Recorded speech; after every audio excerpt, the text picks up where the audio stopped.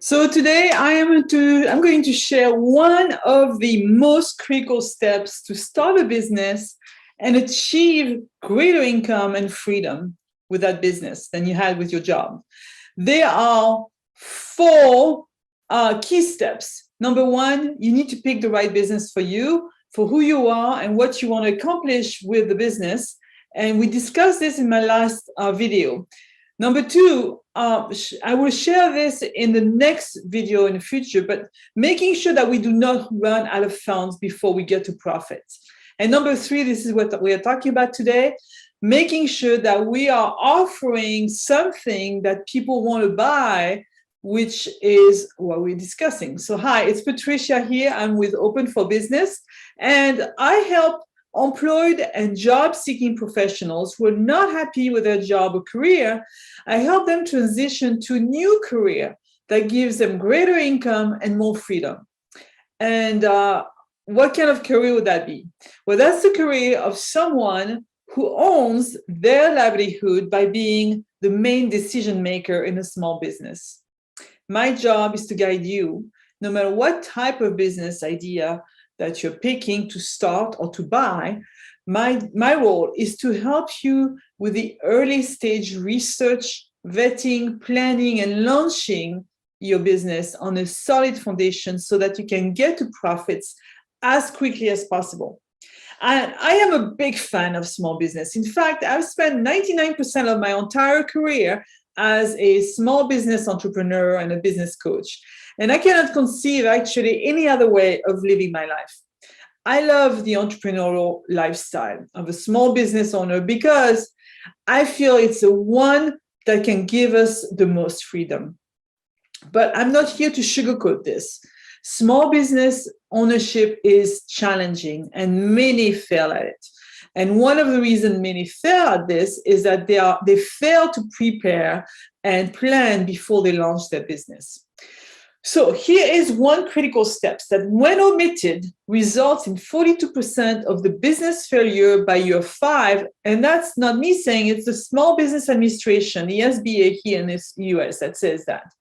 42% of the business startup fail because they spend time and money creating a product that the market is not ready to buy.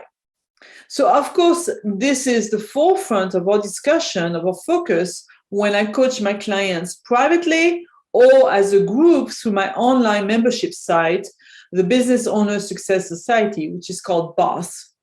But anyways, in this short video today, I'm going to share several bullet points of what you need to do to make sure that the market is ready to buy your product and that you don't join the 42% that fail because of a misalignment between what you're selling and what your customers are ready to buy.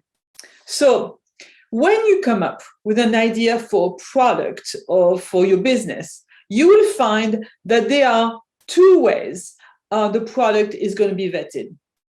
Your initial product is going to be either vetted by the market alone, that is, if you don't do anything, or it's going to be vetted by you first and then tested by the market before you fully launch the business.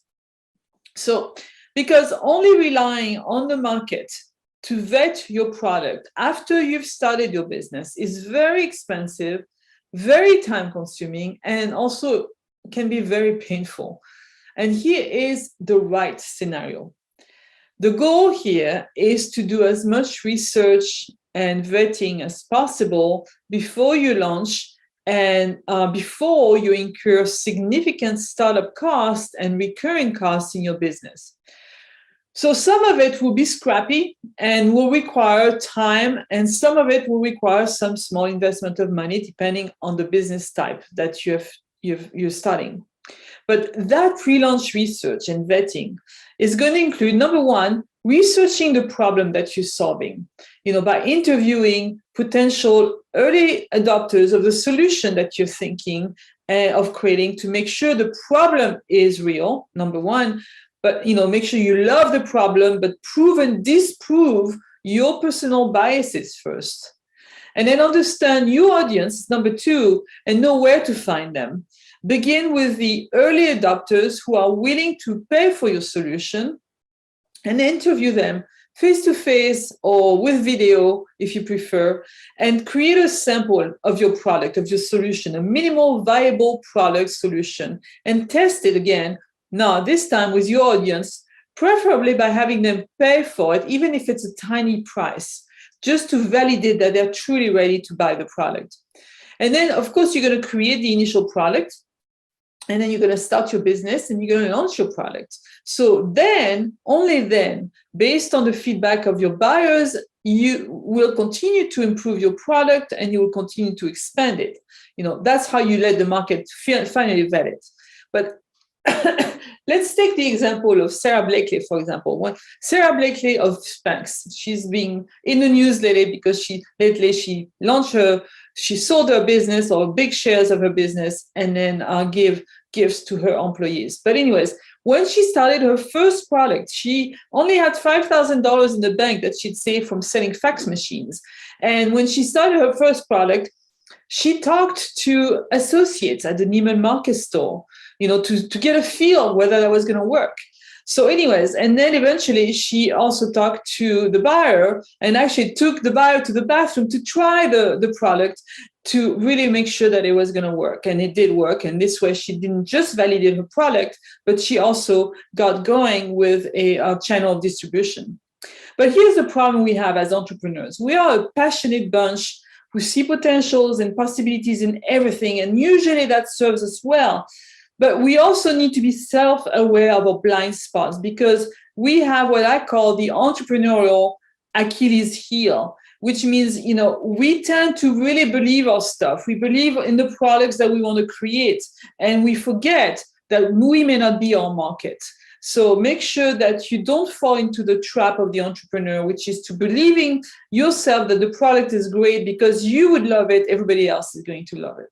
Okay, so number one, make sure that the problem is a real problem or an annoyance or an inconvenience. Number two, validate the audience. Make sure you're talking to the right audience that has that problem. Number three, validate the solution and the product that you're creating from the problem you're trying to solve. And then finally, do a minimal viable solution or products and have it tested by your audience, usually, if possible, find some way of monetizing it. And then, of course, after that's launched, you will continue to improve it, okay? And then the market will continue to tell you whether it's a good product or not, or whether it needs improvements. So that's it for today. Was this helpful? Did you enjoy this discussion? If yes, please let me know. If not, too. But I'll share, if you want to deep dive into this, I also have a masterclass that I give once a month. The next one was just happening, but I'm going to give you the link to the next video, the next masterclass in the comments of this video. And meanwhile, cheers to living a life you love, and I'll see you in the next video in 2 weeks. Take care. Bye-bye.